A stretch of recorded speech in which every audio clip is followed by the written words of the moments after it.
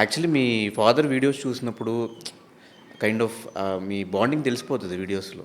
బాగుంటుంది. నాకు అనిపించింది మీ డాడీ చనిపోయినప్పుడు నాకు కూడా. టిష్యూస్ ఇవ్వండి అబ్బా. అండ్ మా నాన్న చనిపోయినప్పుడు ఆ ఫేజ్ అయితే ఎవరికి రాకూడదు. మై ఫీలింగ్ ఏంటంటే, ఇప్పుడు నాన్న చనిపోయినప్పుడు ఇలా ఫ్యామిలీ మెంబర్స్ అందరూ ఏడుస్తుంటే మిగతా వచ్చిన వాళ్ళందరూ నవ్వడాలు, మీ నాన్న డబ్బులు ఇవ్వాలి, అది ఇవ్వాలి, ఇది ఇవ్వాలి. బతుకున్నప్పుడు అడగలేదేంటి మరి ఇవన్నీ? బ్రతుకున్నప్పుడు బాగా మాట్లాడి అది చేశారు, ఇది చేశారు.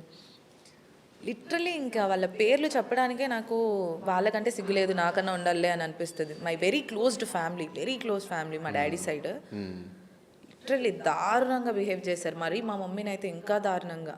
ఆమె లిటరలీ మా నాన్న చనిపోయిన తర్వాత 11 days ఉండాలి ఇంట్లో.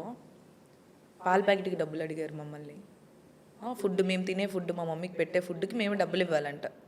మా నాన్న ఇంట్లో వండుకుంటూ ఊర్లో.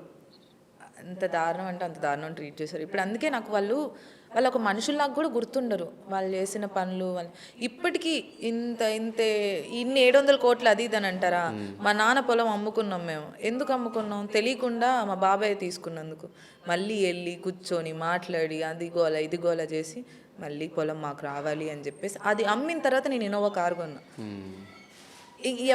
ఎవరికి తెలిసి వాళ్ళని ఎవరికి తెలియదు.